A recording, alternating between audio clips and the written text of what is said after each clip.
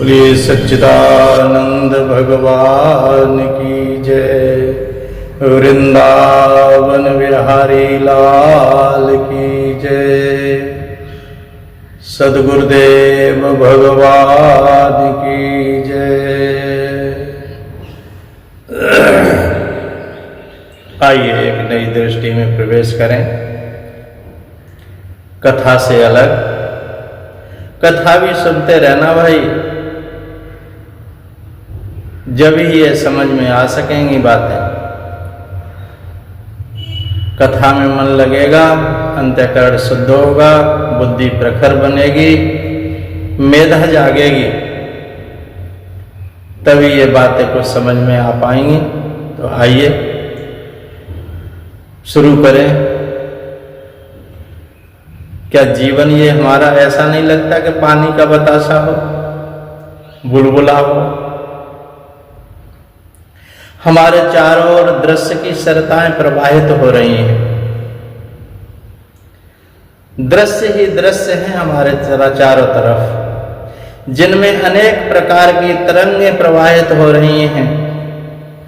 यदि विश्लेषण किया जाए तो उसमें तीन प्रकार के दृश्य उभर के आते हैं। एक तो बल के बुलबुले हैं। बल के बुलबुले योग्यता की तरंगें, परिस्थितियों के जल चक्र यानी भंवर जीवन को झकझोरते रहते हैं। जीवन की किश्ती दृश्य के तट के चलकर दृष्टा के सानिध्य में पहुंचना चाहती है, परंतु अनुकूलता प्रतिकूलता के दृश्य जल की दीवारें बनकर सामने खड़े हो जाते हैं। जीवन नैया उनमें से होकर गुजरती है। तो जब कभी अनुकूलता की जल दीवारें से सहारे ऊंची उठ जाती है, जब लगता है हम चढ़ रहे हैं उन्नति के शिखर पर, विकास के सोपान छू रहे हैं, सुख का मधुर सपना देख रहे हैं, लेकिन ज्यों ही प्रतिकूलता की दीवार से नाव टकराकर धड़ाम से आकर नीचे गिर जाती है। नाव का अस्थि पिंजर हिल जाता है, आकांक्षाओं का शीश महल चूर चूर हो जाता है, सपने बिखर जाते हैं। जब नाव सरता के उस क्षेत्र से गुजरती है जहां प्रकृति के सौरभ के सौंदर्य की संरचना कर रखी है, जहां अनेकों भ्रमर सौरभ के हृदय में समाधिस्थ हो गए हैं, सौरभ प्रभास में मुस्कुराता है, फिर मोर की तरह अपने पंख फैला लेता है। जल के वक्ष स्थल पर अरविंद पुष्प मध्य केंद्र में थिरकने लगता है। मकरंद सुवासित सुरभि चारों ओर बिखेरने लगता है। मौन निमंत्रण मिलता है। भ्रमर को आ जाते हैं, गुनगुनाते हैं, मिलन के गीत गाते हैं। सुगंध और रूप के प्यासे आमंत्रित अतिथि सौरभ उनके स्वागत में बाहें फैलाए होता है। भ्रमर आकर के अरविंदा आलिंगन करते हैं, विमोर हो जाते हैं। उधर दिवाकर अपनी प्रेयसी से मिलने के लिए आतुर है। कुछ समय बाद संध्या स्वयं स्वागत में उतर आती है। इधर भ्रमर मकरंद रसानंद का मंद मंद पान करता हुआ नवल नीरज में बंद है। कमल अपनी बाहें समेट लेता है और मधुकर को सदैव के लिए कैद कर लेता है। अपने प्रेम अतिथि को जीवन की नैया यह सभी दृश्य देखती हुई यात्रा करती है और सुख से भीगती जाती है, लेकिन प्रकृति के सब रंग के दृश्य दर्शन नहीं कर पाती।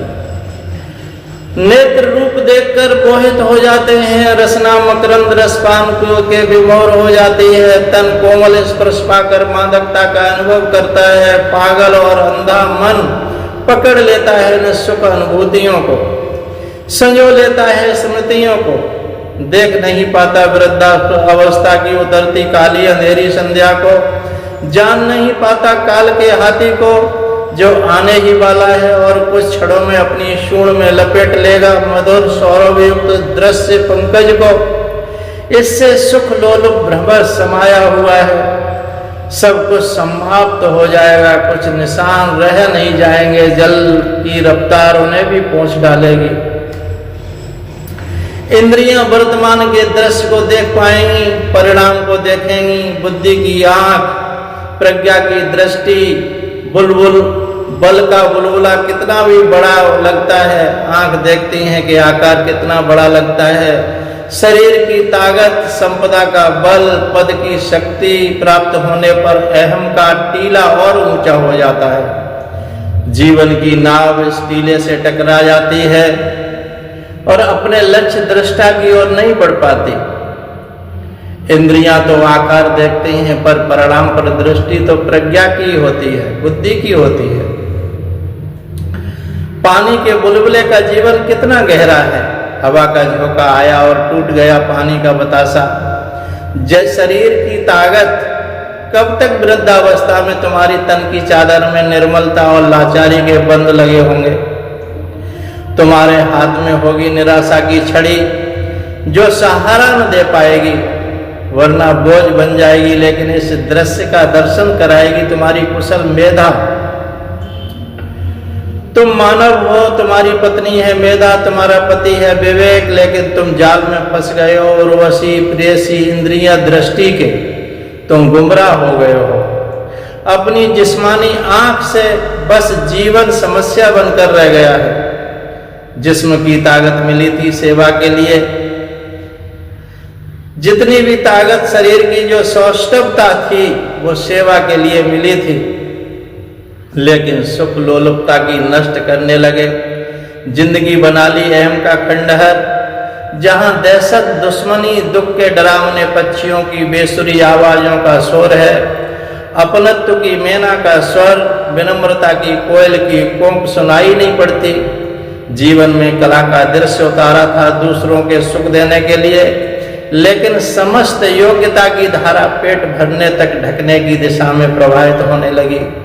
मानव दृश्य के प्रवाह में इतना आ गया कि भूल गया वह तो परम दृष्टा की जाति का है। लेकिन अपने को दृश्य से तादात्म्य करके इंद्रियों के इंद्रजाल में इतना उलझ गया कि जो इंद्रियों ने कहा उसी का विश्वास कर लिया। मेधा पतिव्रता की तो सुनी ही नहीं, इंद्रिय प्रेयसी के इशारे पर नाचता रहा। विवेक पति का इशारा कभी सुना ही नहीं, इशारा देखा ही नहीं, उधर नजर उठाई नहीं। देखा और यार की नजर की गुलाम बन गई। सच्चे पति की संपदा थी, परंतु दुनियादारी जिस्म के भूखे यार के हाथों में शरीर सौंप दिया। कुत्ता को मांस का भूखा होता है, सुख लोलुप तो शरीर का भूखा प्यासा होता है। कुत्ता मांस को खा लेता है और हड्डी को छोड़ करके चला जाता है। सुख का भूखा भी तन को चाट लेता है, हड्डियों को निचोड़ कर फेंक देता है। बुढ़ापा हड्डियों की गिरती हुई दीवार है।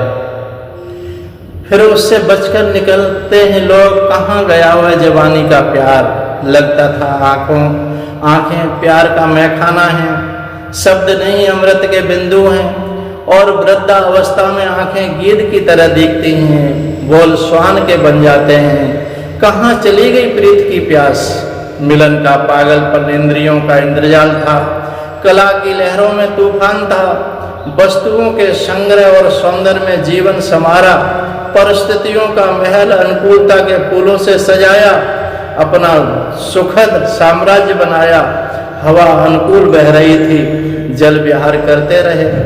एकाएक हवाओं के रुख बदल गए। अभी तक संकल्प पूर्ति की बदली थी, तेज धूप आ गई, सुख के पुष्प मुरझाने लगे। जीवन नाव भंवर की गिरफ्त में आ गई। जीवन वस्तुओं की संग्रह में आपूर है, लेकिन अभाव जीवन के कचोटता रहता है। सोचा था जल विहार वस्तुओं का संग्रह जीवन का रस से भर देगा, लेकिन जीवन नाव भंवर में फंस गई। आसक्ति की पीड़ा ने जीवन की नाव को झकझोर दिया। दृश्य अपने में न सुखद है न दुखद। जब दृश्य को इंद्रिय दृष्टि से देखा तो उसमें सत्य भासने लगा, सुखद लगने लगा। संयोग में सुख फूल और वियोग में दुख के कांटे जीवन में बिखेर दिए। लेकिन जब दृश्य के लोक में प्रज्ञा का आलोक आता है तो फिर शक्ति का झरना सेवा की धरा पर उतरता है। योग्यता ज्ञान विवेक से मानवता को पशुता दानवता की परिधि से मुक्ति मिलती है, और प्रत्येक परिस्थिति प्रभु मंदिर की सीढ़ी बन जाती है। दृश्य के सूत्र परम दृष्टा से अभिन्न हो जाते हैं। फिर दृष्टा सोपान बन जाता है परम दृष्टा की अनुभूति का। अंततो गत्वा दृश्य परम दृष्टा की समाहित हो जाता है। हरिओम तत्सत, हरिओम तत्सत, हरिओम तत्सत। सोहम, सोहम, सोहम।